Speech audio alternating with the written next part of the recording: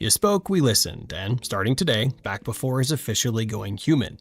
And I'm looking forward to taking a trip back before with you. And yes, I promise I'm a real human. Some movies age into classics slowly, picking up admirers over decades. Goodfellas never needed the slow burn. From the moment Martin Scorsese's camera glides through that Copacabana hallway, audiences understood they were watching something that didn't just depict the mob, it felt like it had been smuggled out of one.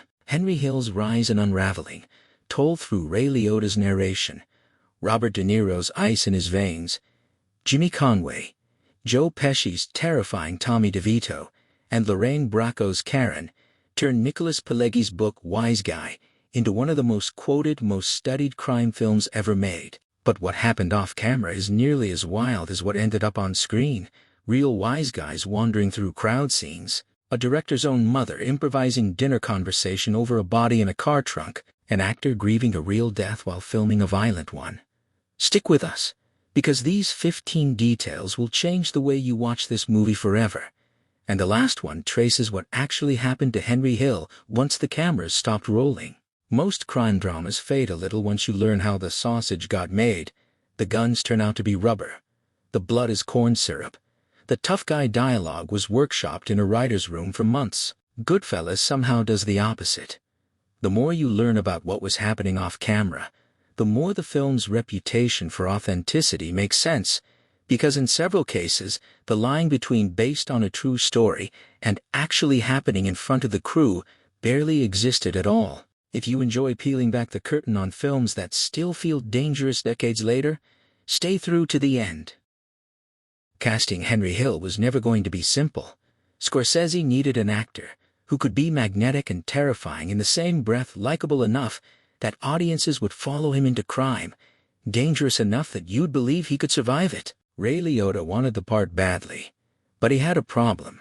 His breakout performance in Something Wild had been so unhinged and volatile that Scorsese worried he'd play Henry as a live wire rather than a calculating operator. Henry Hill wasn't supposed to feel like a ticking bomb from his first scene. He was supposed to be seductive, a guy who made crime look like the best party in the world before the walls closed in, and Liotta's audition tape alone hadn't fully convinced Scorsese he could hold that balance for 2.5 hours. The turning point had nothing to do with the script. Liotta crossed paths with Scorsese in a hotel lobby during a chaotic period when the director was traveling with bodyguards following the controversy around The Last Temptation of Christ. Liotta approached, said hello, and was immediately intercepted by security. Instead of pushing the moment or making a scene, he backed off calmly, apologized, and let it go. That was the entire audition. Scorsese later explained that watching Liotta absorb that rejection with total composure told him more than any screen test could have. He saw restraint. He saw someone who could swallow frustration and wait for the right moment to strike, which is exactly the temperament Henry Hill needed to survive decades inside organized crime. A moment of forced patience in a hotel lobby ended up deciding who would carry the entire film. It's worth sitting with how unusual that is as a casting decision. No callback, no chemistry read opposite De Niro or Pesci, no formal deliberation with producers weighing screen tests side by side. Just a director's instinct, triggered by watching an actor manage a small public embarrassment with grace. Scorsese has talked since about trusting behavior over performance when it comes to reading people, and this is often cited as the clearest example of that philosophy in action. The final act of Goodfellas hinges on a tense negotiation between Henry, Karen, and a federal prosecutor who lays out exactly how Henry's world is about to end. It plays with an unusual weight, and that's because the man delivering those lines wasn't acting from a script written for a stranger, he was replaying his own case file. Edward McDonald was the actual United States attorney who had handled Henry Hill's prosecution and personally arranged his placement into witness protection. The production initially reached out to him only to use his real office as a filming location. But when McDonald asked who had been cast to play him, the answer was, nobody yet. He volunteered. Nicholas Pileggi reportedly called him back just to confirm he wasn't joking. He wasn't. Scorsese brought him in for an audition unlike any other on the film. No rehearsed lines, just McDonald sitting across from Liotta and Bracco, fielding questions as though the interrogation were happening in real time. He answered exactly as he had years earlier, without hesitation. Scorsese was sold instantly. Even more remarkable, one of the sharpest lines in that scene, McDonald telling Karen to drop her innocent act, wasn't written at all. It surfaced during filming and Scorsese kept it in the final cut. Most productions chase authenticity with research and coaching. This one simply hired the person who had already lived the moment. One of the most unsettling tonal shifts in the film comes right after Billy Batts is beaten nearly to death and stuffed into a car trunk. Instead of following that violence with more violence, Scorsese cuts to a warm, cluttered kitchen where a sweet older woman is fussing over the very men who just committed the assault, insisting they sit and eat. The scene feels almost too natural to be written, because it wasn't. That woman is Catherine Scorsese, Martin Scorsese's real mother. He didn't give her dialogue to memorize. He essentially told her to be herself and feed everyone at the table. The rambling story, the painting she proudly shows off, the gentle scolding about Tommy needing to find a nice girl and settle down, delivered with a natural rhythm of a woman hosting a late-night family meal.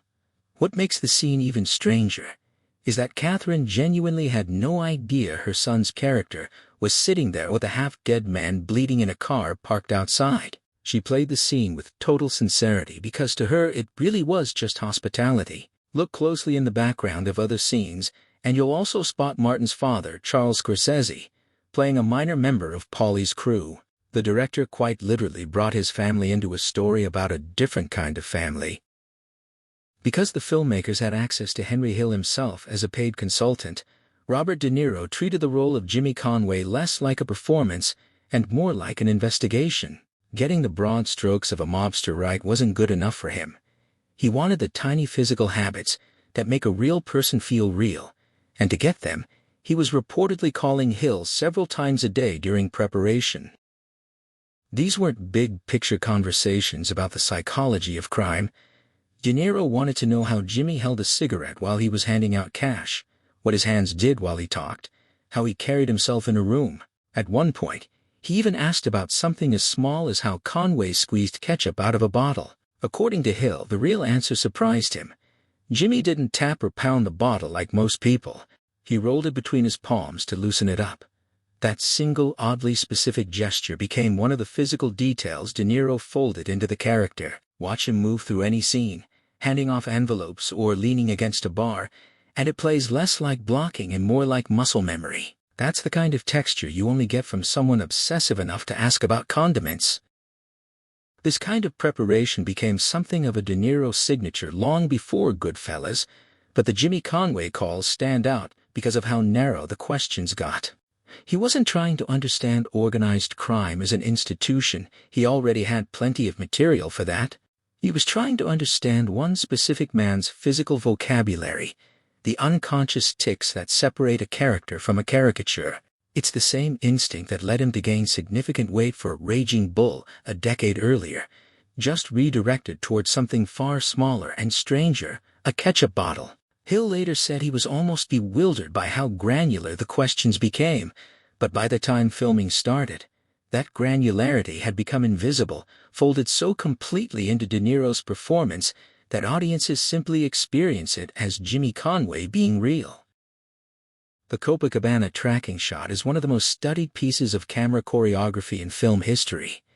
Henry and Karen entering through the back, gliding past kitchen staff, and arriving at a table that materializes for them right at the front of the stage. It's a single unbroken shot that says everything about Henry's status without a line of dialogue, and it exists, in part, because of a petty real estate dispute. The plan had originally been simpler: bring the actors in through a side hallway to shorten the route, but the building next to the Copacabana was owned by someone locked in a long-running feud with the club's ownership, and that hallway was completely off-limits, even to a major film production. So Scorsese built an entirely new route from scratch through the back entrance, down a maze of corridors, through a working kitchen full of cooks and waiters hitting precise marks, and out into the club just as a table appeared out of nowhere. The camera operator had to walk the entire route backward without breaking rhythm, while Liotta and Bracco delivered dialogue on cue the whole way. It reportedly took 8 full attempts before everything lined up. What started as a workaround for a blocked hallway became one of the most imitated shots in cinema. Filmmakers have referenced or directly copied the structure of that shot for decades, since a single unbroken move that establishes status, geography, and mood all at once without a single cut. Steadicam operators still study the choreography of it.